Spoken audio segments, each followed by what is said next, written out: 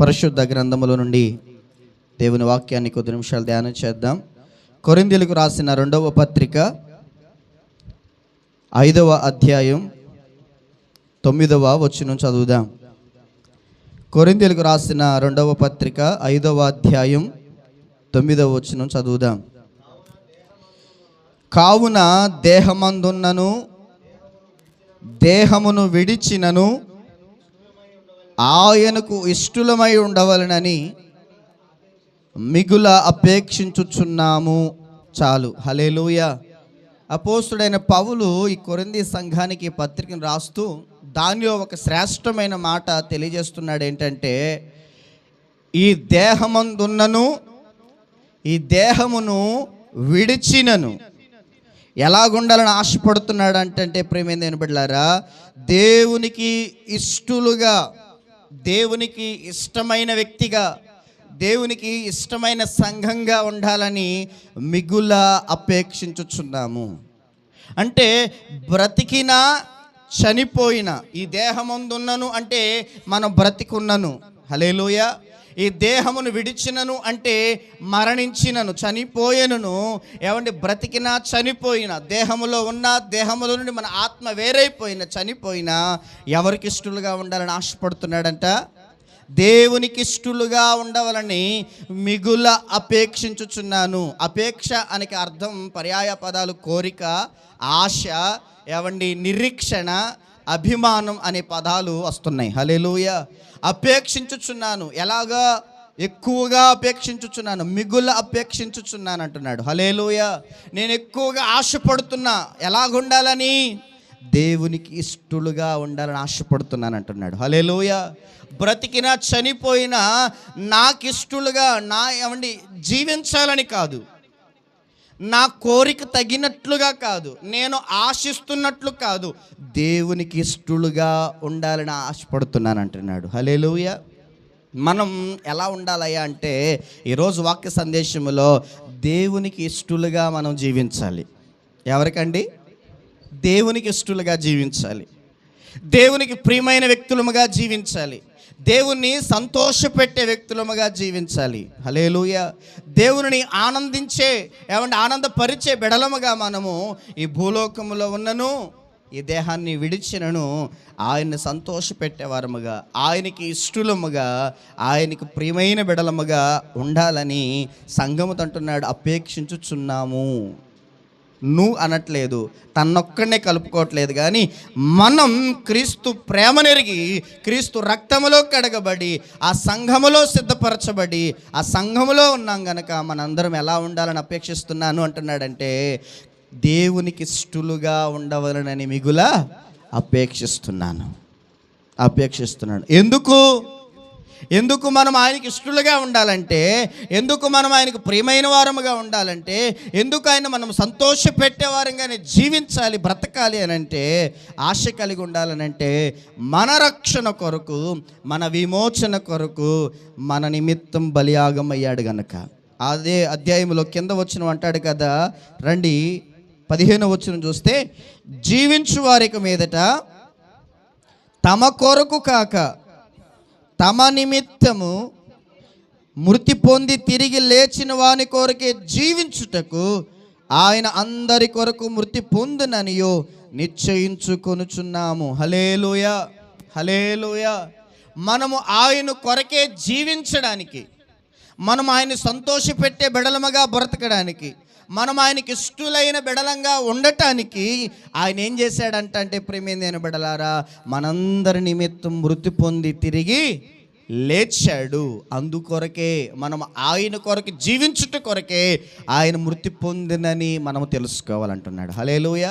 జీవించే వారికి మీదట తమకిష్టమైనట్టు జీవించడానికి కాదు, బ్రతికే వారికి మీదట వారి ఆశను, వారి కోరికను, వారికి నచ్చిన విధానాన్ని జీవించడం కొరకు కాదు, జీవించు వారికి మీదట తమ కొరకు కాదు, తమకి ఇష్టమైనట్టు కాదు, దేవునికి ఇష్టమైనట్టు బ్రతకాలని ఆయన మన కొరకు మృతి పొంది తిరిగి లేచాడు. దేవుని స్తోత్రం కలుగునుగాక.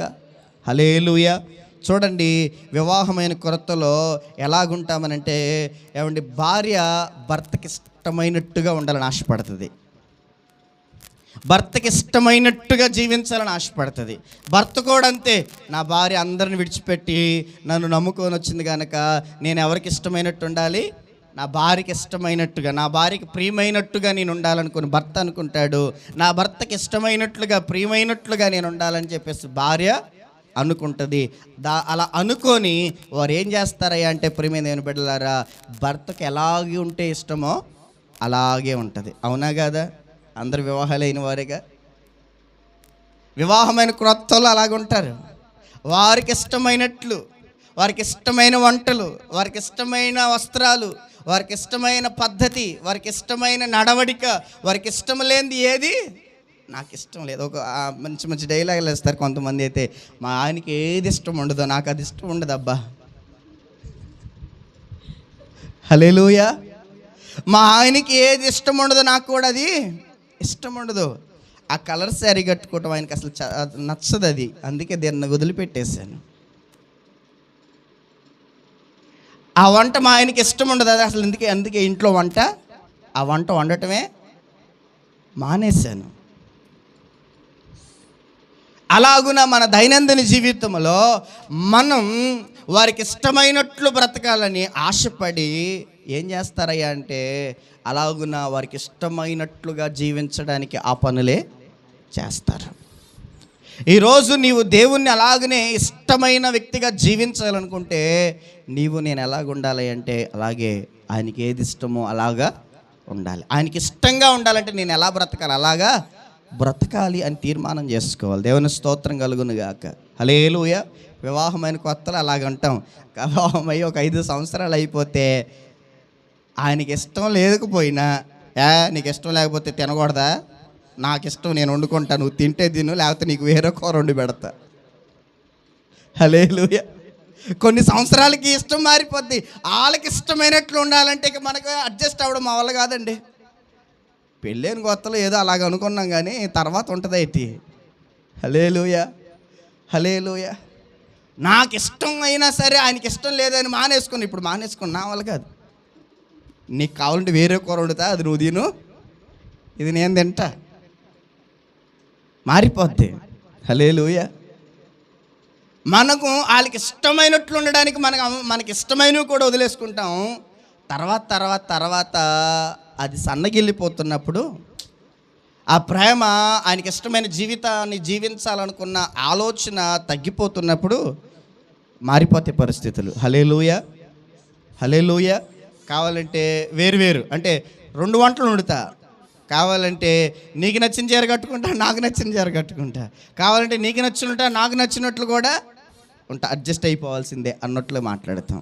క్రైస్తవ జీవితంలో కూడా దేవుణ్ణి తెలుసుకొని ఆయన యందు రక్షింపబడిన క్రొత్తలో కూడా క్రైస్తవుడు ఎలా ఉంటున్నాడంటే, దేవుణ్ణి సంతోషపెట్టాలి, దేవుణ్ణి ఆనంద పెట్టాలి, దేవునికి నచ్చినట్లు ఉండాలి, దేవునికి ప్రీతికరంగా ఉండాలి, దేవుణ్ణి నన్ను చూడగానే దేవుడు ఇష్టపడేట్లుగా నేను బ్రతకాలి, దేవుణ్ణి సంతోషపెట్టడానికి, దేవునికి ఇష్టమైన బిడ్డగా నేను మారటానికి నా ఆలోచనలు నేను మార్చుకోవాలి, నా ఆశలు నేను వదులుకోవాలి, నా క్రియలు నేను మానుకోవాలి. దేవునికి నచ్చినట్లుగా బ్రతకాలంటే ఇదిగో ఇలాగ ఉండాలని దేవుడు చెప్పాడు కనుక అలాగే ఉండాలి అని చెప్పేసి రక్షణ పొందిన క్రొత్తలో, రక్షణ పొందిన ఆరంభములో దేవునికి ఇష్టమైన బిడ్డలుగా ఉండటానికి చాలా ఇష్టపడతాం. అలా బ్రతకడానికి చాలా ప్రయత్నం చేస్తూ అలాగే ఉండటానికి ముందుకు కొనసాగుతూ ఉంటాం. హల్లెలూయా. హల్లెలూయా. రక్షణ పొందిన క్రొత్తలో అయ్యో దేవునికి ఇష్టం ఉండదు ఇవి చూడడం, కాబట్టి ఇవి చూడడం మానేస్తారు. రక్షణ పొందిన అనుభవం కొత్తలో దేవునికి ఇష్టం కానివి ఏవైతే ఉన్నాయో చూడకూడనివి వాటిని విడిచిపెట్టేస్తారు, వాడు మానేస్తారు. కొద్ది సంవత్సరాలు గడిచిపోయిన తర్వాత ఏం కాదులే, దేవుడు అర్థం చేసుకుంటాడు, అందుకే చూసేస్తాను. హల్లెలూయా. రక్షణ పొందిన క్రొత్తలో దేవునికి ఇష్టమైన బిడ్డలుగా ఉండటానికి నీ నోటిని చాలా జాగ్రత్తగా అదుపుగా ఉంచుకుంటారు. నేను రక్షింపబడ్డా, దేవుని బిడ్డను నేను, దేవుని కుమారుడు నేను, దేవుని కుమార్తెను నేను, ఆయనకి ఇష్టం వచ్చినట్లుగానే నేను ఉండాలి అని చెప్పేసి నోటిని చాలా అదుపులో ఉంచుకొని చక్కగా జాగ్రత్తగా ఆచితూచి మాట్లాడతాం. కాలం గడిచే కొద్దీ విశ్వాసము, భక్తి, దేవునికి ఇష్టలుగా జీవించాలన్న కోరిక సన్నగిల్లిపోయి ఏమండి మన మాటలో తడబాటు వచ్చేస్తుంది. మనం మాట్లాడుతున్న మాటల్లో అజాగ్రత్త వచ్చేస్తుంది. మనం పలికే ఆ పలుకు ఏది మాట్లాడుతున్నాం, ఎలా మాట్లాడుతున్నామనే గ్రహింపును కోల్పోయి వ్యర్థమైన మాటలు కూడా మన నోట పలికే పరిస్థితులు కలుగుతాయి. జాగ్రత్తగా వినండి ప్రియమైన దేవుని బిడ్డలారా. హల్లెలూయా, హల్లెలూయా. దేవునిని అలా తెలుసుకొని, దేవుని నమ్మి, దేవుని యందు రక్షణ పొందిన తర్వాత ఆ క్రొత్తలో దేవునికి ఏది ఇష్టమో అదే చేస్తాం. ఆయన సన్నిధిని అసలు ఏ వారం విడిచిపెట్టం. ఆయన సన్నిధికి వెళ్ళటం అంటే అది బాగా గొప్ప మహదానందంగా ఎంచుకుంటాం. ఆయన సన్నిధికి వెళ్ళి ఆయన ఆరాధించడం అంటే అది గొప్ప భాగ్యంగా ఎంచుకుంటాం.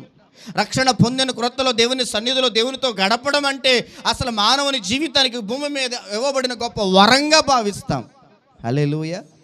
తర్వాత కాలం గడిచిన తర్వాత ఏమైపోతున్నాడు అంటే ఈరోజు క్రైస్తవుడు దేవుని సన్నిధిని చాలా నిర్లక్ష్యం చేస్తున్నాడు. అంటే దేవుని సన్నిధిలో రక్షింపబడిన క్రొత్తలో దేవునికి ఇష్టమైన బిడ్డగా ఉండాలనుకుంటున్న నీలో దేవుని సన్నిధిలో ఉండటమే వరంగా భావించి ఆయన సన్నిధికి వెళ్ళే నీవు కాలం గడిచే కొద్ది ఎందుకు మారిపోయి దేవుని సన్నిధిని నిర్లక్ష్యం చేస్తున్నావంటే నీలో ఉన్న ఆ ఆశ ఏమైపోతుందో తెలుసా?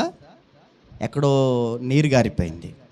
అందుకంటున్నాడు, దేహమందున్నను దేహమును విడచినను దేవునికి ఇష్టలుగా ఉండవలనని మిగుల అపేక్షించుచున్నానంటున్నాడు పౌలు. హల్లెలూయా. ఇష్టలు అనే మాటకు ఇంకో 3 మాటలు అనుకోవచ్చు. ఒకటి, ఆయనకి ఇష్టం, ఆయనకి ప్రీతికరం, లేకపోతే ఆయనకి ఏమండి ప్రియమైన విధానం, లేకపోతే ఆయన్ని సంతోషపెట్టే జీవితం. ఈ భూలోకంలో బ్రతికినా చనిపోయినా దేవుని సంతోషపెట్టే బిడగా ఉండాలని అపేక్షిస్తున్నాను, ఆశపడుతున్నాను. ఈ భూమిని విడిచినామండి, భూలోకంలో దేహమున్న దేహమును విడిచినా ఏమంటే దేవునికి ప్రీతికరమైన బిడ్డగా ఉండాలని అపేక్షిస్తున్నాను, దేవునికి ఇష్టమైన బిడ్డగా ఉండాలని అపేక్షిస్తున్నాను అని చెప్పేసి పౌలు సంఘానికి రాస్తున్నాడు. అపేక్షిస్తున్నాము అంటున్నాడు. హల్లెలూయా. ఈరోజు ఇప్పటి వరకు చెప్పుకున్నట్లుగా మనం ఆరంభంలో వివాహమైన క్రొత్తలో ఏ రీతిగా అయితే భార్యాభర్తలు ఉంటున్నారో అలాగే రక్షణ పొందిన క్రొత్తలో క్రైస్తవుడు కూడా అలాగే దేవునికి ప్రీతికరంగా ఉండాలి, దేవునికి ఇష్టంగా ఉండాలి, దేవునికి నచ్చినట్లుగా ఉండాలి, దేవుడు మెచ్చినట్లుగా ఉండాలి, దేవుడు ఆశించినట్లుగా ఉండాలి, దేవుడు సంతోషించినట్లుగా ఉండాలి, దేవుడు మనల్ని ఎందు ఆనందించేటట్లుగా ఉండాలి. అలాగున ఉండాలని నేను ఆశిస్తున్నాను, అలాగ ఉండాలని నేను కోరుకుంటున్నాను, అలాగే బ్రతకాలని నేను పరితపిస్తున్నానంటే ముందుకు సాగుతున్న మన జీవితాల్లో నిదానంగా ఈరోజు క్రైస్తవుడు వాళ్ళని చూసి వీళ్ళని చూసి పడిపోయిన వారిని చూసి జారిపోయిన వారిని చూసి అనేక పరిస్థితులకు లోనైపోయి సన్నగిల్లిపోయి విశ్వాస విషయంలో తగ్గిపోతూ ఆశ విషయంలో, ఆ కోరిక విషయంలో, అలా బ్రతకాలన్న అపేక్ష విషయంలో దూరం అయిపోయి అన్నిట్లో ఏమైపోతున్నామంటే రాజీ పడిపోతున్నాం. హల్లెలూయా.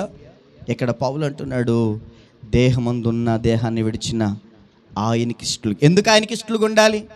ఎందుకు ఆయనకు ప్రియమైన వారంగా ఉండాలి? ఎందుకు ఆయనకి నచ్చినట్లు ఉండాలి? ఎందుకు ఆయన్ని సంతోషపెట్టే వారంగా ఉండాలి? మన సంతోషాలు మానుకొని, మన ఇష్టాలు మానుకొని, మన కోరికలు మానుకొని, మన ఆలోచనలు మానుకొని, మన పద్ధతులు మానుకొని ఆయనకి నచ్చినట్లుగానే ఆయనకి ఇష్టలుగానే మనం ఎందుకు బ్రతకాలంటే ఆ 15 వచనం చెప్పాడు కదా, ఇదిగో ఆయన మన కొరకే, మనం ఆయన కొరకు జీవించినట్లు, ఆయన కొరకు అలా మనం బ్రతుకున్నట్లు ఆయన ఏం చేశాడంటే మన కొరకు మృతి పొంది తిరిగి లేచాడు. దేవుని స్తోత్రం కలుగునుగాక. హల్లెలూయా, హల్లెలూయా. నీవు నేను ఆయన కొరకే బ్రతకాలని, ఆయన కొరకే జీవించాలని, ఆయనకి ఇష్టంగా ఉండాలని మన కొరకు మన స్థానంలో మనకు బదులుగా మన శిక్షను ఆయన తీసుకొని బలియాగం అయిపోయాడు. అయ్యో, నా కోసం చనిపోయిన దేవుని కోసం కాక నేను ఎవరి కోసం బ్రతకాలన్న తపన, ఆలోచన నీకు ఉండాలని దేవుడు కోరుకుంటున్నాడు. హల్లెలూయా, హల్లెలూయా. అందుకే ఇక జీవించువారు తమ కోసం జీవించక, ఇక బ్రతికేవారు తమ కొరకు ఈ భూలోకంలో బ్రతకగా దేవుని కొరకు బ్రతకడానికి ప్రభువు మృతి పొంది తిరిగి లేచాడు. అందుకే ఆయన మృతి పొందినని మనం నిశ్చయించుకొనుచున్నాము అని పౌలు ఆ సంఘానికి తెలియజేస్తూ, సంఘమా మీరు ఎలాగా ఆయనకి ఇష్టలుగా ఉండండి, ఆయనకి ఇష్టలైన బిడలుగా మీరు జీవించడానికి అపేక్షించండి. బ్రతికినా చనిపోయినా దేవుని కొరకే అన్నట్లుగా మీరు ఉండండి. దేవునికి ఇష్టమైన వాటిని నెరవేర్చడానికి అవసరమైతే మన ఇష్టాలను విడిచిపెట్టుకోండి. ఎందుకంటే మన కొరకు ఆయన చనిపోయాడు. హల్లెలూయా. మన స్థానాన్ని ఆయన తీసుకున్నాడు, మన శిక్షణ ఆయన తీసుకున్నాడు, మన దోష శిక్షను ఆయన భరించాడు, మన పాపపు శిక్షను ఆయన సిలువలో మోసాడు. హల్లెలూయా, హల్లెలూయా, హల్లెలూయా. ఈరోజు నువ్వు స్వేచ్ఛతో, ఈరోజు నువ్వు సంతోషముతో, ఈరోజు నీవు పాపము నుండి విముక్తి పొంది పాపపు అధికారం క్రింద నుంచి విడిపించబడి ఆనందముతో, సంతోషముతో, స్వేచ్ఛతో బ్రతకడానికి కారణం ఆయనే గనుక, ఆ శిక్ష నుంచి నిన్ను తప్పించింది ఆ ప్రభువే గనుక ఆ ప్రభువుకు ఇష్టలుగా మీరు బ్రతకండి అంటున్నాడు. హల్లెలూయా, హల్లెలూయా. అందుకే ఆయన కొరకు మనం బ్రతకాలి. అందుకే బ్రతికినా చనిపోయినా ఆయన నిమిత్తమే, ఆయన కొరకే, ఆయనకి ఇష్టలైన వారముగానే మనం ఉండాలని మిగుల అపేక్షిస్తున్నా. ఎక్కువగా నేను ఆశపడుతున్నా మనం అలాగుండాలని అంటున్నాడు. హల్లెలూయా. అయితే రండి, ఇప్పుడు మన ఆయనకి ఇష్టలుగా ఉండాలంటే ఎలా ఉంటే ఆయనకి ఇష్టలుగా ఉంటాం, ఎలా ఉంటే ఆయనకి ఇష్టలుగా మారతాం, ఎలా ఉంటే ఆయనకి ఇష్టమైన బిడలగా మనం జీవిస్తామనంటే కొన్ని విషయాలు మీకు ముందు పెట్టి నా మాటలు ముగిస్తాను. రండి. ఒకటి, హెబ్రీయులకు రాసిన పత్రిక 11వ అధ్యాయం 6వ వచనాన్ని ధ్యానిద్దాం.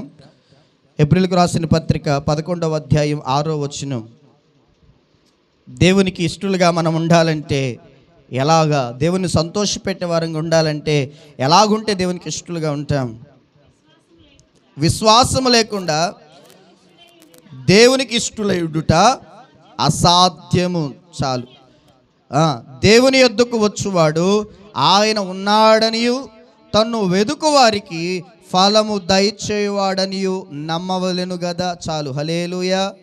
ఇక్కడ ప్రభువుకి ఇష్టలుగా మనం ఉండాలంటే మొదటిది విశ్వాసము కలిగి ఉండాలి. అందుకే అంటున్నాడు హెబ్రీ గ్రంథకర్త, విశ్వాసం లేకుండా దేవునికి ఇష్టలుగా ఉండటం అసాధ్యం. నీవు దేవునికి ఇష్టడుగా ఉండాలి అని అంటే, దేవునికి ప్రియమైన వానిగా ఉండాలంటే, దేవునికి ప్రీతికరమైన వ్యక్తిగా నీవు ఉండాలంటే, దేవుడు ఏమంటే కోరుకున్న బిడ్డగా నీవు ఉండాలి అని అంటే నీలో ఏముండాలి?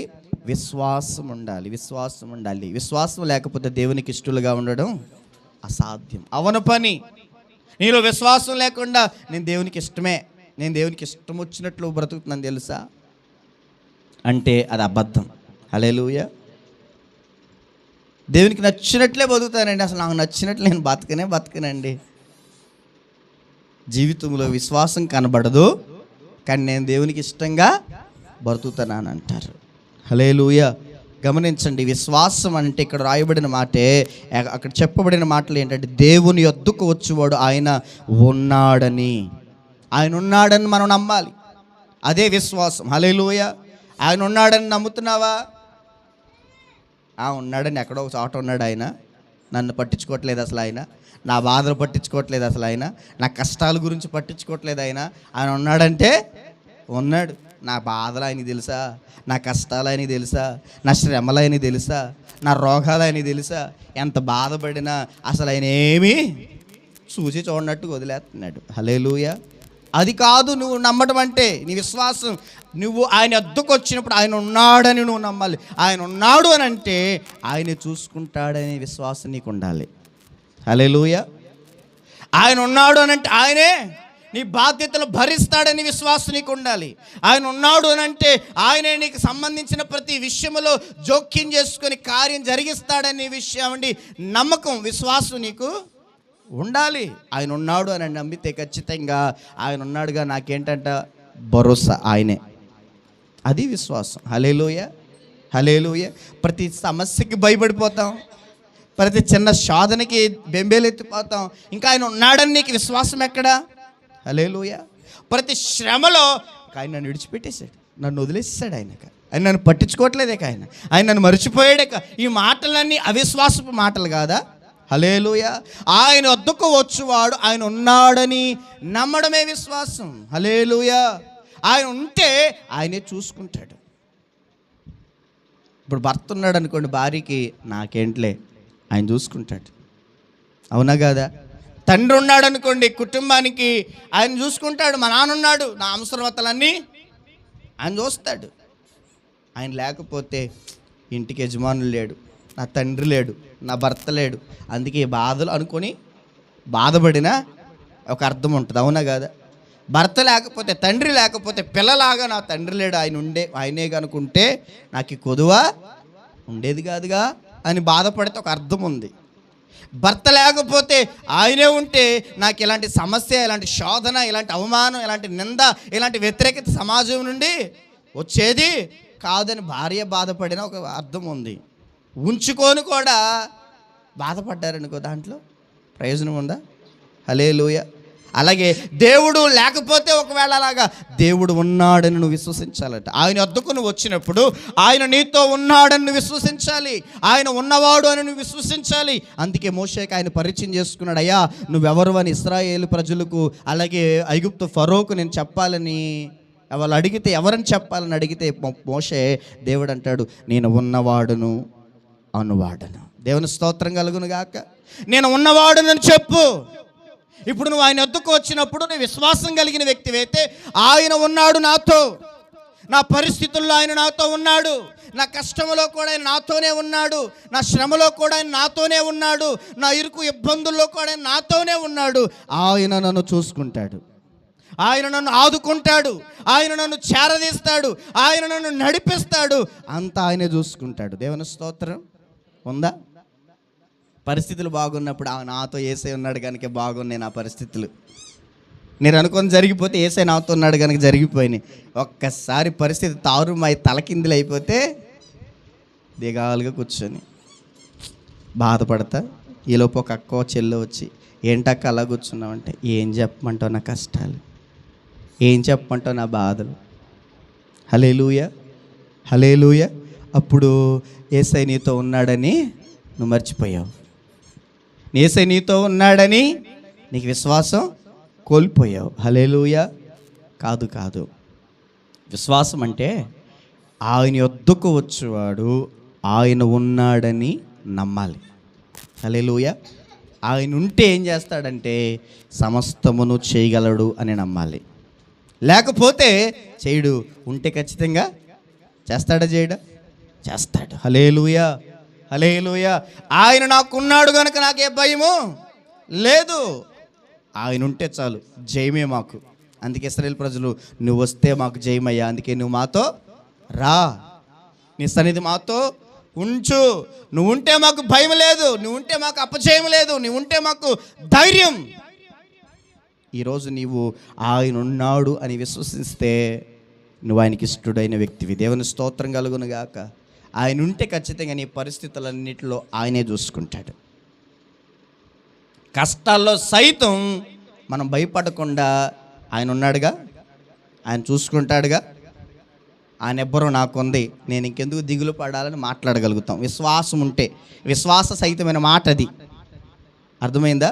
విశ్వాసం నీలో ఉందంటే నీ మాట తెలియజేస్తుంది, ఆయన ఉన్నాడు, నాకేమయము లేదు, ఆయన వద్దకు నేను వచ్చాను, ఆయన ఉన్నవాడు కనుక, ఆయన ఉన్నాడు కనుక ఆయన చూసుకుంటాడు అని మనం మాట్లాడతాం. విశ్వాసమే లేకపోతే నీ పరిస్థితులను బట్టి, నీ కష్టాలను బట్టి, నీ కృంగుదలను బట్టి, నీ బలహీనతలను బట్టి నువ్వు కృంగిపోయి అవిశ్వాసపు మాటలు నీవు మాట్లాడతావు. హల్లెలూయా.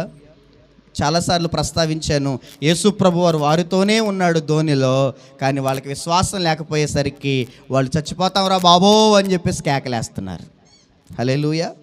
యేసు ప్రభువారు శిష్యులు ఏమంటే పడవలో సముద్రంలో ప్రయాణం చేస్తున్నప్పుడు పెద్ద గాలి తుఫాను వచ్చింది. పెద్ద గాలి తుఫాను వచ్చినప్పుడు ఆ గాలి తుఫాను వల్ల ఆ పడవ ఏం చేస్తుందంట, అటు ఇటు కొట్టుకులాడుతుంటే వాళ్ళు చేయని ప్రయత్నం లేదు, కాపాడుకోవడానికి చాలా ప్రయత్నాలు చేసి అది ఆ పడవను, ఆ ఓడను సాధుపరచడం వాళ్ళకి అసాధ్యమైపోయి ఇక చనిపోతామన్న భయముతో యేసు ప్రభువారు అమరణ పడుకున్నప్పుడు లేపంటున్నారు, అయ్యా మేము చచ్చేలాగున్నాము, నీకు బాధ లేదా, నీకు చింత లేదా?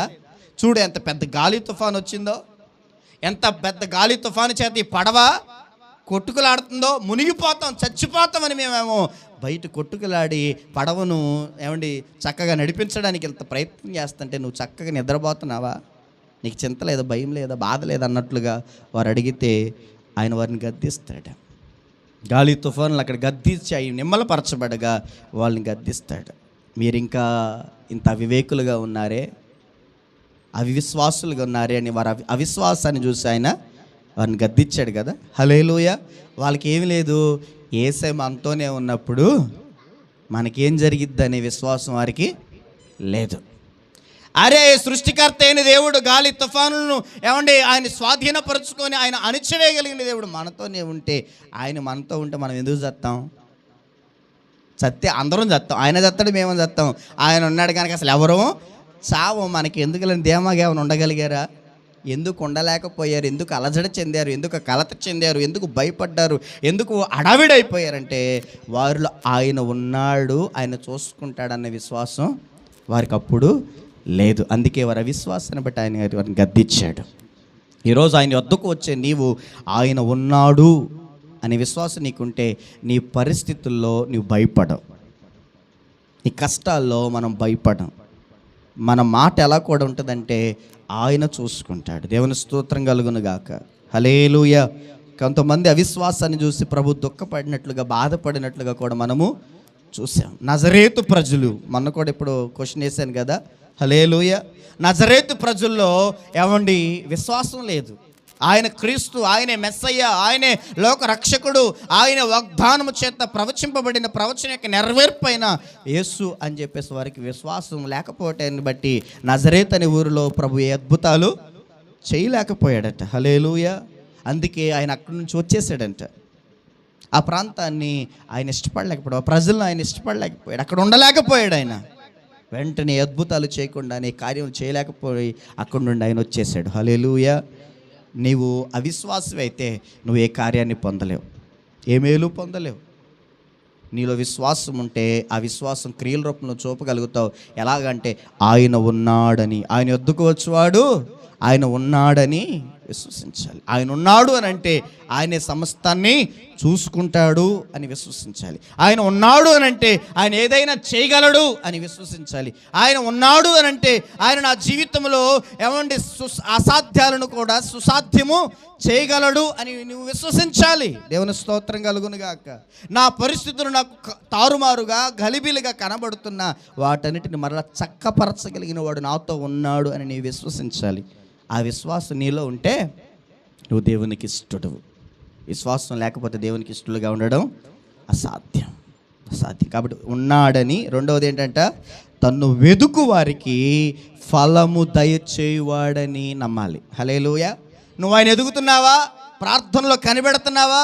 కష్టాన్ని బట్టి, రోగాన్ని బట్టి, సమస్యని బట్టి, కుటుంబ గలిబిలి బట్టి, అపవాది శక్తుల పీడితాలను బట్టి, అయ్యా నిన్ను వెతికితే దొరుకుతానన్నావు కదా, నిన్ను వెతికితే నీకు మొరపెడితే నువ్వు ఫలము దయచేస్తానన్నావు కదా అని చెప్పేసి విశ్వాసముతో మనం ఆయన్ని వెతకాలట. హల్లెలూయా. తన్ను వెతుకు వారికి ఆయన ఫలము దయచేస్తాడని నువ్వు విశ్వసించాలి. నేను ప్రార్థన చేస్తున్నానండి, ఖచ్చితంగా దేవుడు కార్యం చేస్తాడు అన్న విశ్వాసం ఉందా నీకు? నేను మొరపెడుతున్నాను, ఆయన వెతుక్కుంటున్నాను, ఆయన సన్నిధిలో ఆయనకి విజ్ఞాపన చేస్తున్నాను, ఆయన వెతుకుతూ ఆయన తడుతున్నాను. అడగండి ఇస్తానన్నాడు, తట్టండి తెస్తానన్నాడు. కాబట్టి ఇదిగో నేను ఆయన అడుగుతున్నాను, ఆయన వెతుకుతున్నాను, ఆయన తడుతున్నాను. ఖచ్చితంగా ఆయన నాకు ఫలము దయచేస్తాడు. నేను అడుగుతుంది ఏదో ఆయన నాకు ఖచ్చితంగా కార్యం చేస్తాడు అన్న విశ్వాసం నీకుందా? హల్లెలూయా. హల్లెలూయా. ఆయన ఉన్నాడని నమ్మాలి. రెండవది ఆయనకు మొరపెడితే, ఆయన వెతికితే ఆయన నిత్యముగా ఫలము కార్యము చేస్తాడు, దయచేస్తాడనే విషయాన్ని నీవు విశ్వసించాలి. హల్లెలూయా. మనమేమో ఇక్కడ ప్రభా ఈ కార్యం జరిగించయ్యా అని ప్రార్థన చేస్తాం, ఇంటికి వెళ్ళిన తర్వాత ఆ కార్యం జరగదు అన్నట్లుగా మాట్లాడతాం. విశ్వాసం ఉందా? ఉందా? హల్లెలూయా. ఇక్కడ మన ఆర్థిక పరిస్థితుల కొరకు ప్రభువా నీవే నా ఆర్థిక పరిస్థితులు, నా రుణభారాల నుంచి విడిపించగలవాడు, విడిపించయ్యా అని ప్రార్థన చేస్తాం. మనం ఇంటికి వెళ్ళిన తర్వాత మన పరిస్థితులు మరలా మన జ్ఞాపకానికి రాగా, మన కష్టాలు మన జ్ఞాపకానికి రాక, ఆ ఒత్తిళ్ళు మనల్ని మరలా నలిపేస్తూ కుదిపేస్తూ ఉండగా మరలా వెంటనే నా బ్రతుకు మారదు, నా పరిస్థితి మారదు, నా సమస్యలు పోవు, నా బ్రతుకు ఇంతే, నా జీవితం ఇంతే, నా తలరాత ఇంతే, నా తలరాత. అన్యులు వాళ్ళు అనుకుంటారు నీవు ప్రభువు ఉన్నాడని, ఆయన వద్దకు వస్తే ఫలము దయచేస్తాడని విశ్వసించే నీవు అలాంటి మాట మాట్లాడడానికి వీల్లేదు. హల్లెలూయా. హల్లెలూయా.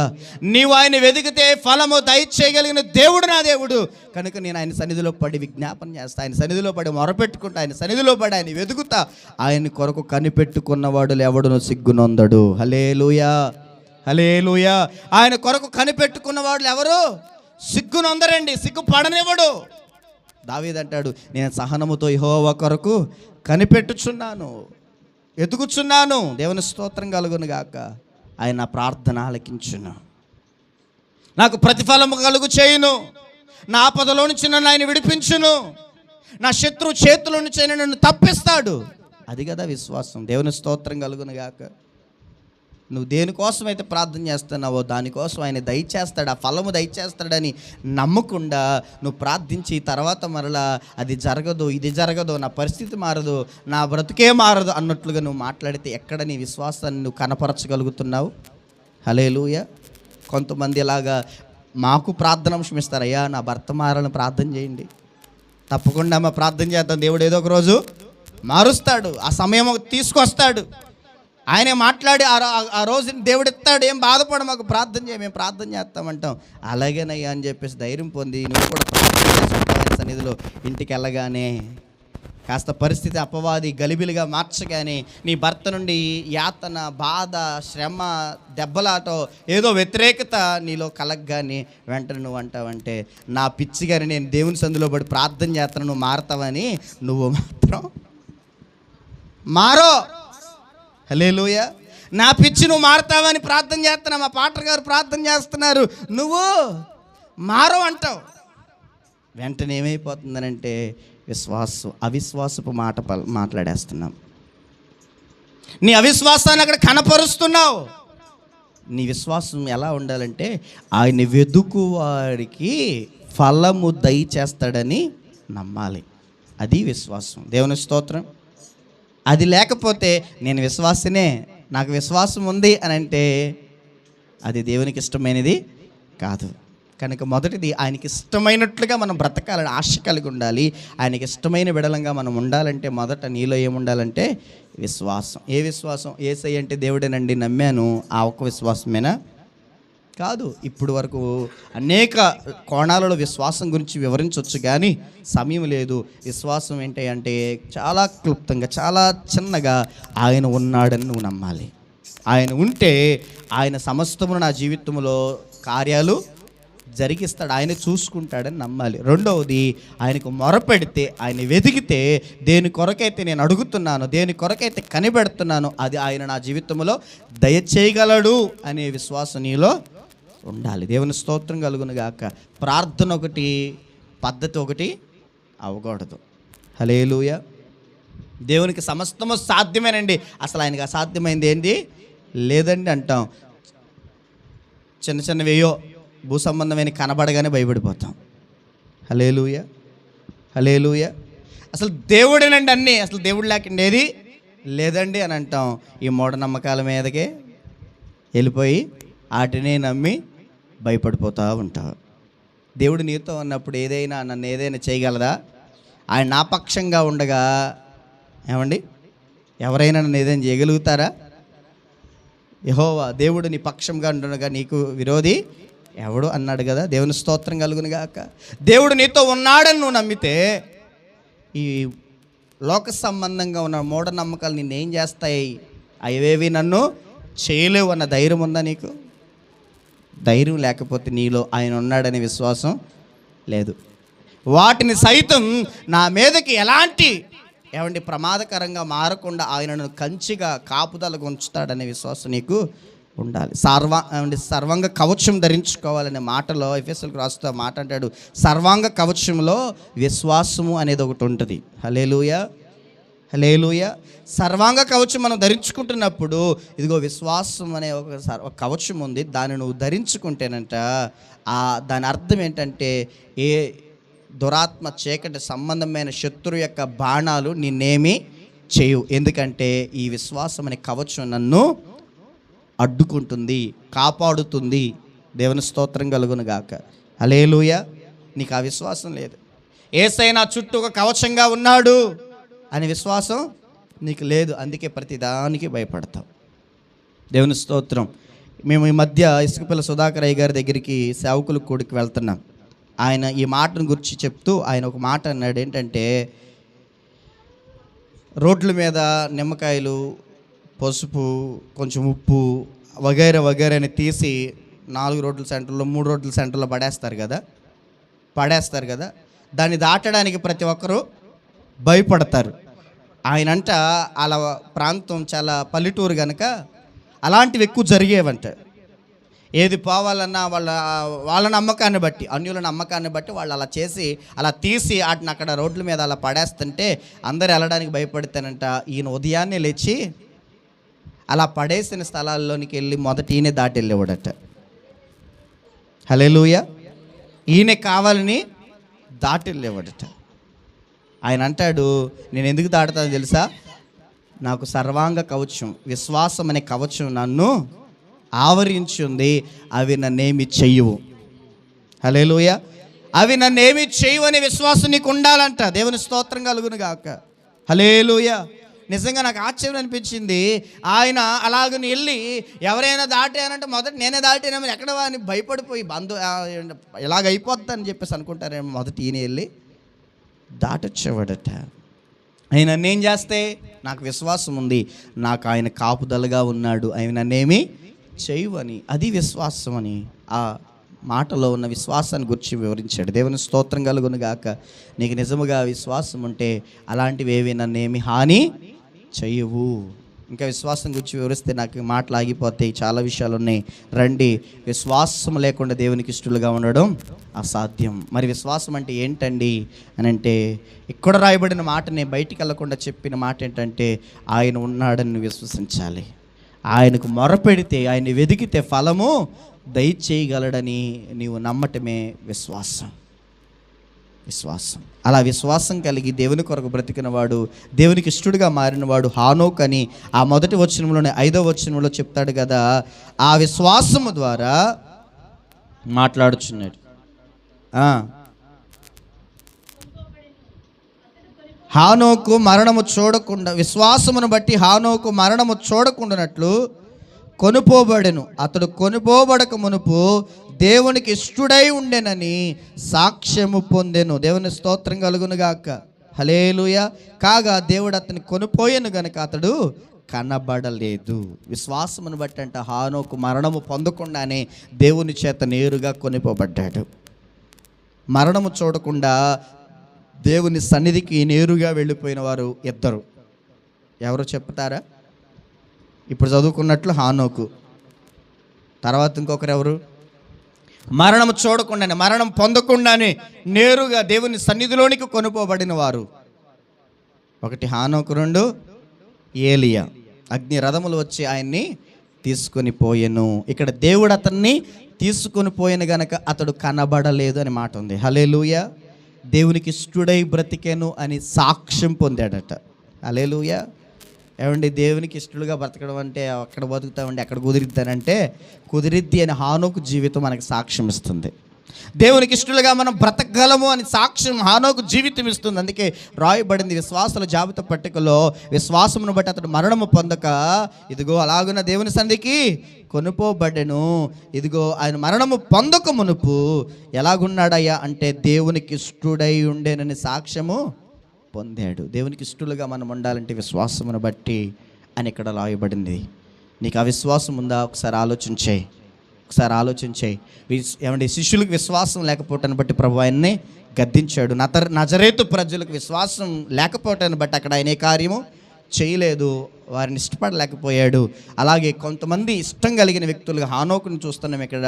ఇంకా మనం సువార్తలోనికి వెళ్తే కానాను స్త్రీ అని 15వ అధ్యాయంలో కానాను స్త్రీ గురించి రాయబడింది. చదివించను కానీ 21వ వచనం నుంచి ఆ కానాను స్త్రీ ఉంటుంది. ఆమె గురించి ప్రభు అంటాడు, అమ్మా నీ విశ్వాసము గొప్పది, నువ్వు అన్నట్లుగా నువ్వు కోరుకున్నట్లుగా నీకు జరుగునుగా. కానీ ఆమె కుమార్తెని ప్రభువు స్వస్థపరిచాడు. ఆయన్ని ఆశ్చర్యపరిచింది ఆమె విశ్వాసం. ఆయన్ని సంతోషపెట్టింది ఆమె విశ్వాసం. వెంటాడి మరి బ్రతిమిలాడి మరి ఏమండి యేసు ప్రభువునందు విశ్వాసం ఉంచి కార్యము పొందుకుంది. దేవుని స్తోత్రం. అలాగే మత్తయి సువార్త 8వ అధ్యాయం 5వ వచనం నుంచి శతాధిపతి అనే ఒక వ్యక్తి ఉంటాడు. అతని విశ్వాసాన్ని బట్టి కూడా ప్రభు ఆశ్చర్యపడి సంతోషపడి, అయ్యా నువ్వు కోరుకున్నట్లుగా నీకు జరుగుతుంది, నీ దాసుడు బాగుపడతాడు, వెళ్ళు అని చెప్పేసి అంటాడు. హల్లెలూయా. ఆ కానాను స్త్రీ విశ్వాసం ఉంచి తన కుమార్తె స్వస్థత కొరకు ఆమె విశ్వాసాన్ని చూసి ప్రభు ఆశ్చర్యపడ్డాడు, ఆమెను బట్టి సంతోషించాడు. ఈ శతాధిపతి విశ్వాసాన్ని ప్రభు చూసి ఆశ్చర్యపడ్డాడు. అందుకంటాడు, ఇశ్రాయేలు ప్రజల్లో కూడా ఎలాంటి విశ్వాసం నేను ఎవరిలోనూ చూడలేదు, ఇతడులో ఉన్నంత విశ్వాసం ఎవరిలోనూ నాకు కనబడలేదు అని సంతోషపడి ఆనందపడి ఆశ్చర్యపడి, నువ్వు కోరుకున్నట్లుగా నీ దాసుడికి స్వస్థత కలుగుతుందంటే ఆ గడియలోనే ఆ దాసుడు బాగుపడ్డాడట. ఆ గడియలోనే ఆ కానాను స్త్రీ దెయ్యముల చేత నుంచి పీడింపబడుతున్న స్థితి నుంచి విడుదల పొందింది. ఈరోజు నీకు ఆ విశ్వాసం ఉందా? ఆ నమ్మకం ఉందా? దేవుడు ఉన్నాడు అనే విశ్వాసం ఉందా? దేవుని వెతికితే ఫలము ఖచ్చితంగా దయచేస్తాడు, నేను ఏదైతే అడుగుతున్నానో అది నా దేవుడు ఖచ్చితంగా నాకు ఇస్తాడు అని పట్టుదలతో విశ్వాసంతోనే ప్రార్థన చేసి దేవుని సన్నిధిలో కార్యాన్ని పొందుతున్నావా? లేదంటే లేదా? ఒకసారి చూద్దాం రండి. 2వ అంశంలోనికి వెళదాము. దేవునికి మనం ఇష్టలుగా ఉండాలంటే రెండవది సామెతల గ్రంథం 11వ అధ్యాయం 20వ వచనం. సామెతల గ్రంథం 11వ అధ్యాయం 20వ వచనం.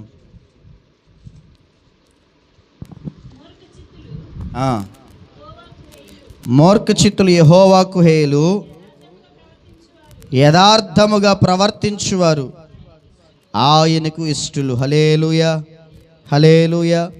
ఎవరంటే ఆయనకి ఇష్టలు అంటే రెండవది యథార్థముగా ప్రవర్తించేవారు, యథార్థవంతులు ఆయనకి ఇష్టలు, యథార్థంగా జీవించేవారంటే ఆయనకి ఇష్టలు. గతించిన నెలల క్రితం యథార్థవంతులకు కలిగే మేలు ఆశీర్వాదాన్ని గురించి మాట్లాడుతూ ఈ మాట నేను ఆల్రెడీ వివరించాను. దేవుని స్తోత్రం కలుగును గాక. మరలా ఆయనకి ఇష్టలుగా మనం ఉండాలంటే ఎలా ఉంటే ఆయనకి ఇష్టలుగా ఉంటామో అనే మాటలో మనం ధ్యానిస్తున్నాం కనుక రెండవది యథార్థముగా మనం ఉంటే ఆయనకి ఇష్టలుగా మనము జీవిస్తాం. యథార్థత అంటే ఏంటి? మునుపు చెప్పాను. బైబిల్ ప్రకారం యథార్థవంతులు అంటే ఏంటంటే నిజాయితీగా ప్రవర్తించేవారు, నమ్మకంగా జీవించేవారు, అబద్ధములు ఆడకుండా నిజాయితీగా మాట్లాడేవారు దేవునికి ఇష్టలు. హల్లెలూయా, హల్లెలూయా. యథార్థత అంటే నిజాయితీ. నిజాయితీ మనలో లేకపోతే మనం యథార్థవంతులము కాలేము. సత్యాన్ని పాటించడమే యథార్థత. సత్యాన్ని మనం పాటించలేకపోతే యథార్థవంతులము కాలేము. అలాగనే ఇక్కడ మాటల ప్రకారం అయితే నమ్మకం ఉంచడం కూడా యథార్థత, నమ్మకంగా బ్రతకటం కూడా యథార్థత. నేను నమ్మకస్తులుగా ఉండాలి, నన్ను నియమింపబడిన స్థలములో నేను నమ్మకంగా ఉండాలి అనేది కూడా యథార్థత. హల్లెలూయా. ఆయన చూడండి రాడు ఎంత నమ్మకంగా ఉంటాడు. అందరేమో యజమానుడు వచ్చినప్పుడే పనిచేస్తారు, యజమానుడు రాలేదు అటు వెళ్ళిపోయాడంటే వాళ్ళు ఆడుకుంటారు. హల్లెలూయా. కానీ వాడు చూడండి, యజమానుడు లేకపోయినా నమ్మకంగా పనిచేస్తాడు, ఒకేలాగా పనిచేస్తాడు.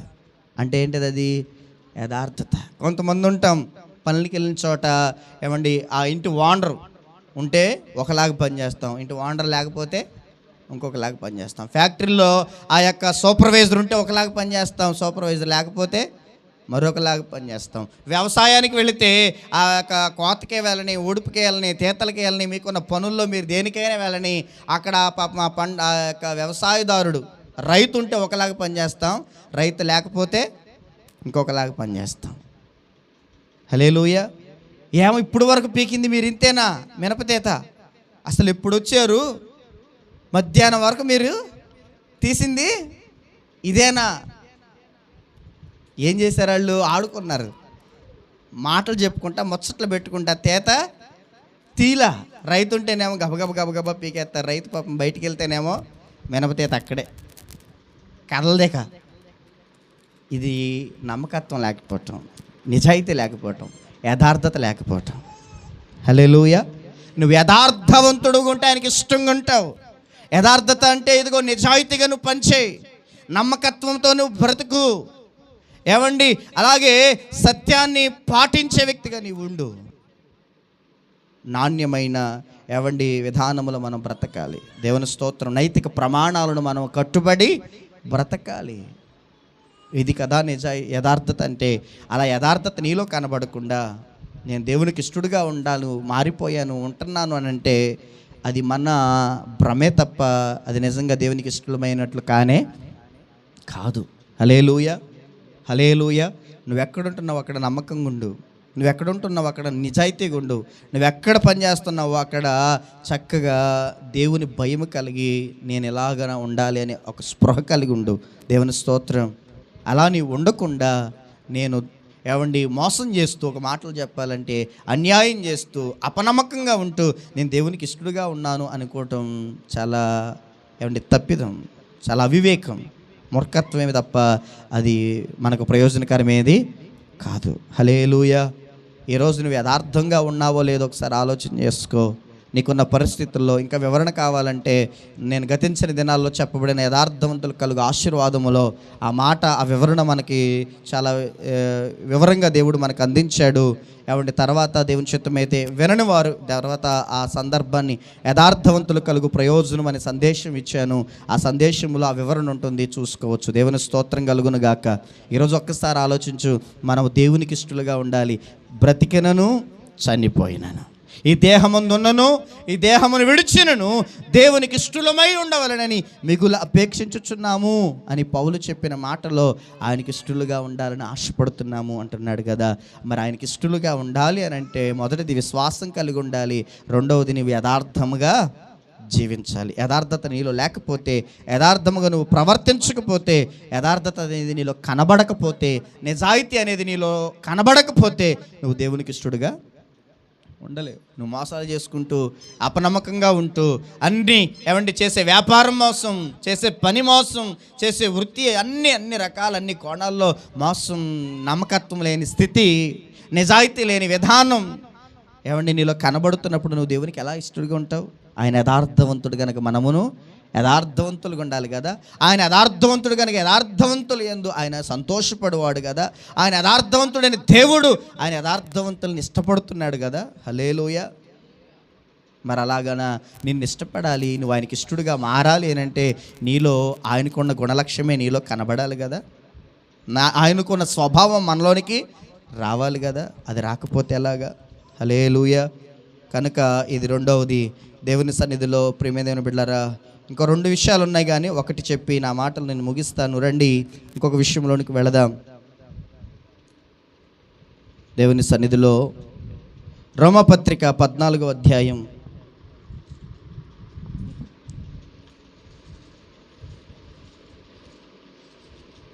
8వ వచనం చూద్దామా? రోమపత్రిక 14వ అధ్యాయం 8 కాదు 18. ఈ విషయం మందు క్రీస్తునకు దాసుడైన వాడు దేవునికి ఇష్టుడు, మనుషుల దృష్టికి యోగ్యుడనై ఉన్నాడు. హల్లెలూయా, హల్లెలూయా. ఎలాగుంటే దేవునికి ఇష్టుడు అని ఇక్కడ రాయబడిందంటే, క్రీస్తునకు దాసుడైన వాడు దేవునికి ఇష్టుడు. క్రీస్తునకు దాసుడైన వాడు దేవునికి ఇష్టుడు. మూడవది, నువ్వు దేవునికి ఇష్టుడుగా ఉండాలంటే నువ్వు ఆయనకు దాసుడుగా ఉండాలి. ఇక్కడ దాసుడు అనే పదం బలవంతముగా దాసత్వం చేసే కోణం కాదు. ఇష్టపూర్వకముగా నేను దేవునికి దాసుడును అని చేసేది ఇక్కడ నేను చెప్పబడుతుంది. హల్లెలూయా. కొంతమంది దాసులు అంటే పనివారు, బానిసలు కదా. వాళ్ళు బలవంతంగా తప్పక, వాళ్ళ పరిస్థితులు బాగాక, వాళ్ళ కుటుంబ పరిస్థితులు బాగాక, వాళ్ళ ఆర్థిక పరిస్థితులు బాగాక, వారు చదువుకోలేకపోవటాన్ని బట్టి, ఏ పని రాకపోవటాన్ని బట్టి, పేదరికంలో బ్రతుకుటను బట్టి ఎవరో ఒక ఉన్నతమైన వారి కుటుంబాల్లో పనివారిగా ఉంటారు. హల్లెలూయా. సంపన్నులు, ఉన్నతమైన వారు, డబ్బున్నవారు, ధనవంతులను పిలువబడుతున్న వాళ్ళ దగ్గర వీళ్ళు దాసులుగా ఉంటారు. అది పాతకాలంలో మనం చూస్తాం. పాలేరుతనం అంటాం కదా ఒక మాటలో, మనకు అర్థమయ్యే భాషలో. బైబిల్ ప్రకారంగా ఆ రోజుల్లో బానిస. హల్లెలూయా. ఏంటంట? బానిస. బానిసకి అర్థమే దాసుడు కూడా. దేవుని స్తోత్రం కలుగును గాక. క్రీస్తు యేసు దాసుడును అంటాడు పౌలు. హల్లెలూయా. క్రీస్తు యేసు దాసుడును అంటే ఇతడు దేవునికి తన్ను తాను ఇష్టపూర్వకంగా అప్పగించేసుకుంటున్నాడు. దేవుని స్తోత్రం కలుగును గాక. హల్లెలూయా. ఈ దాసుడుగా పనిచేస్తే నా దగ్గర లేదు, నా దగ్గర తినడానికి లేదు, నా ఆర్థిక పరిస్థితులు బాగాక, నా కుటుంబ పరిస్థితులు బాగాక తప్పక వీళ్ళ దగ్గర దాసులుగా పనివారిగా ఉండి పని చేస్తున్నాను భారంగా ఫీల్ అయ్యి, కష్టంగా ఫీల్ అయ్యి, ఇబ్బందిగా ఫీల్ అయ్యి, మన పరిస్థితులు బాగాక మనం ఉన్నాము అన్న కోణం కాదు నేను మాట్లాడుతుంది. అన్ని పరిస్థితులు బాగున్నా, స్థితిగతులు బాగున్నా, ఆర్థికంగా నువ్వు సంపన్నుడివి అయినా, కుటుంబ పరంగా నీకు మంచి బ్యాక్గ్రౌండ్ ఉన్నా, అన్ని రకాల నువ్వు ఉన్నతమైన వాడివి అని పిలవబడుతున్నా, నీకు నీవుగా దేవునికి దాసుడిగా అప్పగించుకోవడం. హల్లెలూయా. నా బాగాలేదండి, బాగాలేదు కనుక అయ్యా నా పరిస్థితి బాగాలే, అందుకే నేను దాసుడిగా ఉండడానికి వచ్చాను, తీసుకోండి అని చెప్పడం వేరు కదా. హల్లెలూయా. ఎక్కడ రాయబడిన మాటలో మనకు అర్థం చేసుకునేది ఏంటంటే, నీకు అన్నీ బాగున్నప్పటికీ నా ఇష్టపూర్వకంగా నీ దాసుడిగా ఉండడానికి నేను వచ్చానయ్యా. హల్లెలూయా. ఒక్కసారి ఆలోచించేయండి ప్రియమైన దేవుని బిడ్డలారా, దాసుడైన వాడు దేవునికి ఇష్టడు. దేవునికి దాసులంగా ఉండాలి. దాసుడుగా ఉండేవాడు, ఇష్టపూర్వకంగా దాసుడుగా ఉండేవాడు ఎలా ఉంటాడంటే, నా స్వచిత్తం కాదు, నా సొంత నిర్ణయం కాదు, నా ఆలోచన కాదు, నేను ఒక వ్యక్తికి దాసునిగా ఉండటానికి అప్పగించుకున్నాను. ఇప్పుడు ఆయనే నా యజమానుడు, ఆయనే నా అధికారి, ఆయనే నా పైన నాయకుడు, ఆయనకు నేను దాసుడుని కనుక ఆయన చిత్తమే నా చిత్తం, ఆయన ఉద్దేశమే నా ఉద్దేశం, ఆయన నిర్ణయమే నా నిర్ణయం, ఆయన నడిపింపే నా నడిపింపు, నాదంటూ ఏమీ లేదు. దాసుడుగా ఉండేవాడు, దాసుడుగా ఉండాలనుకునేవాడు ఏమండి ఎలాగుంటాడనంటే, ఇక తనకు నచ్చినట్లుగా, తాను ఆశించుచున్నట్లుగా, తను కోరుకున్నట్లుగా, తన నిర్ణయాన్ని బట్టి కాక, ఆ రోజుల్లో అక్కడ కెమెరా స్టాండ్ కదులుతుంది, పిల్లలు కొంచెం జాగ్రత్తగా ఉండండి. హల్లెలూయా, హల్లెలూయా. కాబట్టి గమనించండి ప్రియమైన దేవుని బిడ్డలారా, మనం ఎలాగుండాలంటే, ఇష్టపూర్వకంగా ఆయనకి దాసులుగా అప్పగించినప్పుడు మన నిర్ణయం మనలో పనిచేయకూడదు. ఆ రోజుల్లో దాసులుగా ఉండేవారికి సొంత నిర్ణయం లేదు, సొంత ఆలోచన లేదు, సొంతగా నిర్ణయం తీసుకునే అవకాశం ఉండదు. నేను చాలాసార్లు చెప్పాను ఈ దాసుడు అనే విషయాన్ని గురించి కూడా. హల్లెలూయా. నాకు ఇష్టం, నా నిర్ణయం అంటూ నీకు ఏది లేదు, నీ యజమానుడి నిర్ణయమే నీ నిర్ణయం అయిపోద్ది. ఇక ఎలాగ నిన్ను ట్రీట్ చేయాలనుకుంటే అలా ట్రీట్ చేస్తాడు, నువ్వు తప్పదిక నువ్వు అలా పడి ఉండాల్సింది ఆ యజమానుడి కింద, దాసుడైన వాడు. హల్లెలూయా. అదేంటి అడ చేసావు, అడిగే అధికారం దాసుడికి లేదు. ఏంటి ఎంత ఇబ్బంది పెడుతున్నావు, అధికారం దాసుడికి లేదు. ఏమండి మీరు చాలా ఇబ్బంది పెడుతున్నారండి, ఇది మీకు కరెక్ట్ కాదండి, మీరు చాలా హింస పెడుతున్నారండి, ఇది మీకు కరెక్ట్ కాదండి, మీరు చాలా నలగొట్టేస్తున్నారండి, ఎక్కువ పని చెప్పేస్తున్నారండి, మీకు ఇది అసలు మంచిది కాదండి. దాసుడు యజమానుడిని ప్రశ్నించే ఛాన్స్ లేదు దాసుడికి. దేవుని స్తోత్రం కలుగును గాక. యజమానుడు ఏది చెప్పాడో అది దాసుడు తప్పకుండా చేయాలి. యజమానుడు ఎక్కడికి వెళ్ళమన్నాడు అక్కడికి వెళ్ళి రావాలి. హల్లెలూయా. ఒక జ్ఞాపకం వస్తుంది, సుందరరావు గారు ఒక మాట చెప్పాడు దాసుడి గురించి. యజమానుడు యజమానురాలంట రాత్రిపూట మాట్లాడుకుంటున్నారంట, రేపు మన పనోడు ఉన్నాడే ఎల్లయ్య పుల్లయ్య, మన పనోడు దాసుడు ఉన్నాడే, ఆయన ఒకసారి మన అమ్మాయి ఇంటికి పంపిద్దాం అని మాట్లాడుకున్నారంట. అర్థమైందా? యజమానుడు యజమానురాలు రాత్రిపూట ఏం మాట్లాడుకున్నారంటే, మన పనోడిని రేపొద్దున ఒకసారి మన అమ్మాయి దగ్గరికి పంపిద్దాం అని మాట్లాడుకుంటున్నారంట. ఈలోపు ఆ మాట ఈ దాసుడు ఈ పనోడు అన్నాడంట. ఆడనుకుంటున్నాడంట, ఆయన చెప్పేదాకా నేను ఎందుకుంటా, ఆయన చెప్పక మునిపే నేను పని చేసేస్తాను కాబట్టి ఈలోపు వెళ్ళొచ్చేద్దామని చెప్పేసి రాత్రికి రాత్రి వెళ్ళి వాళ్ళ అమ్మాయి దగ్గరికి వెళ్ళి మళ్ళీ తిరిగి వచ్చేసాడంట. ఉదయం అయిపోయింది. ఆ యజమానుడు వచ్చి అంటున్నాడంట, అరే నువ్వు అమ్మాయి దగ్గరికి వెళ్ళాలిరా, నాకు తెలుసాయి గారు, నాకు తెలుసాయి గారు అంటున్నాడంట. ఏం తెలుసురా నీకు, రాత్రి అమ్మగారితో మీరు అంటున్నారుగా అమ్మాయి దగ్గరికి పనుండి పంపిద్దామని, నేను నిన్న అందుకే వెళ్ళొచ్చేసా. అరే నేను పంపించాలనుకున్నదేంటి, నేనేమీ చెప్పకుండా వెళ్ళొచ్చేస్తే ప్రయోజనం ఏముంది, అవునా కదా? హల్లెలూయా. అంత తిక్కలే దాసులు కూడా ఉంటారు. ఏదో పని నిమిత్తం పంపిద్దామని యజమానుడు అనుకుంటే ఈడమీని పంపిద్దాం అనుకున్నారు కాబట్టి ఆయన చెప్పేదాకా నేను ఉండకూడదు, ఆయన అసలు మాట రాకమునిపై పని చేసేసి అంత మంచి నమ్మకమైన దాసుడుగా నాకు పేరుందని చెప్పేసి వెళ్ళి వచ్చేసి యజమానితో అన్నాడు, నాకు తెలుసాయి గారు, మీరు చెప్పక మునిపే నాకు తెలుసు, నేను వెళ్ళొచ్చేసాను అన్నాడంటే. యజమానుడికి ఎట్లుంటుంది? అరే నేను ఒక పని నిమిత్తం పంపిద్దాం అనుకుంటే నువ్వు వెళ్ళొచ్చేస్తే దానివల్ల ప్రయోజనం ఏముందిరా, ఇందుకోసం నేను పంపుదాం అనుకున్నానంటే అప్పుడు బుర్రకోక్కూడదు తప్ప ఏమన్నా ఉంటుందా? హల్లెలూయా. ఒకసారి ఆలోచన చేయండి. ఇక్కడ క్రీస్తునకు దాసుడుగా ఉండువాడు ఆయనకి ఇష్టడు. దాసుడుగా నీవు ఉండాలి, ఆయనకి ఇష్టలు కావాలంటే బలవంతంగా దాసుడిగా ఉండటం కాదు, నీ అంతట నీవు నా దేవునికి నేను ఇష్టడుగా ఉండాలి, అందుకే నేను ఆయన దాసుడిగా అప్పగించుకోవాలి. నా ఇష్టపూర్వకంగా నేను ఆయనకి దాసుడిగా మారిపోతా, నా ఇష్టపూర్వకంగా నేను ఆయనకి పనివానిగా మారిపోతా. ఆయన చిత్తమే నా చిత్తం, ఆయన ఉద్దేశమే నా ఉద్దేశం, ఆయన నిర్ణయమే నా నిర్ణయం, నాదంటూ ఏమీ లేదు.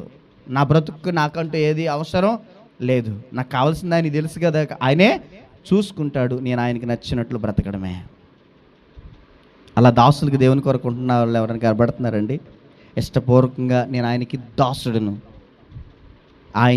ఆయనదే నా జీవితంలో నెరవేరాలి, ఆయన కోరిక నా జీవితంలో నెరవేరాలి, ఆయన అనుకున్నట్లుగానే నేను బ్రతకాలి, నాదంటూ ఏమీ సొంతది లేదు అని దాసుడిగా దేవునికి అప్పగించుకొని బ్రతుకుతున్న వారు ఎవరున్నారు?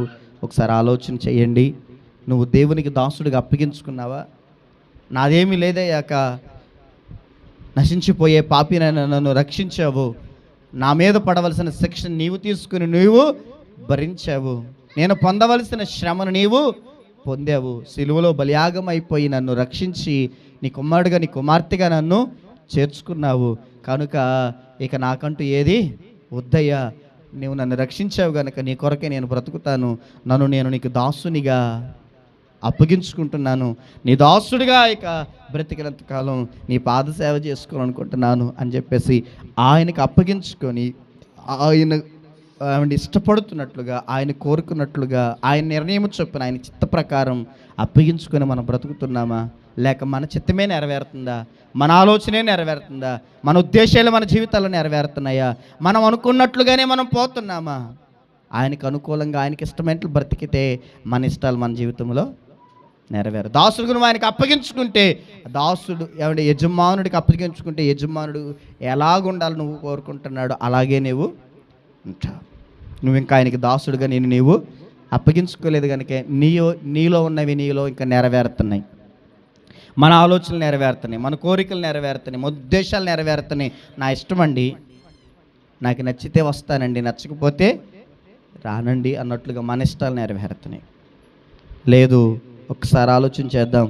దాసుడు మనం క్రీస్తునకు దాసులు కావాలి. పౌలు తన ఇష్టపూర్వకంగా నేను క్రీస్తు యేసు దాసుడునైనా పౌలును అనే లేఖ రాస్తున్నాడు. ఫిలిప్పీలకు రాసిన పత్రికలో మొదటి లైన్లో కనబడుతుంది, మొదటి అధ్యాయం.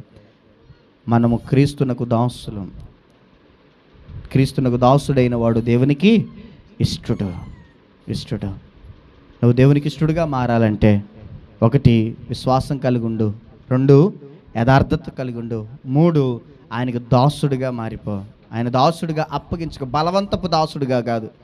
తప్పక వెళ్ళాను, నా పరిస్థితులు బాగాకి వెళ్ళాను, నా ఆర్థిక స్థితిగతులను బట్టి వెళ్ళాను, నా కుటుంబ పరిస్థితులను బట్టి వెళ్ళి తప్పక అక్కడ ఉండి దాసుడిగా పని చేసుకుంటున్నాను అన్నట్టు కాదు.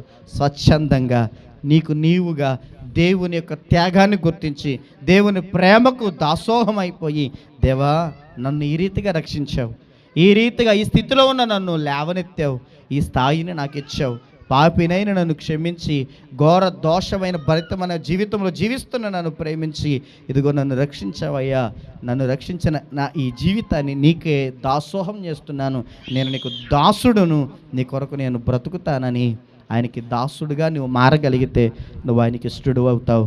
అప్పుడు మన జీవితాల్లో దేహంలో ఉన్న దేహాన్ని విడిచిన ఆయనకి ఇష్టమైన విడలంగా ఉన్నాం కనుక ఆయనకి ఇష్టమైన మనకు దేవుడి నిత్య జీవాన్ని ఖచ్చితంగా ఇస్తాడు.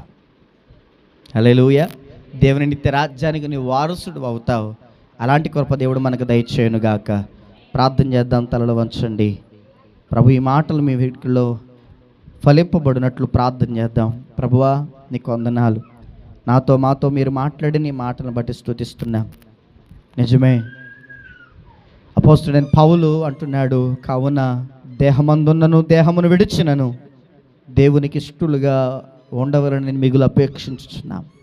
ఎందుకు ఆయనకి ఇష్టలుగా ఉండాలంటే జీవించు వాడిక మీదట తన కొరకు కాక తమ కొరకు మృతి పొంది తిరిగి లేచిన దేవుని కొరకు, ఆయన కొరకే మనము జీవించుట నిమిత్తమై ఆయన మన కొరకు మృతి పొందినని తెలుసుకొనిచున్నాము అంటున్నాడయ్యా.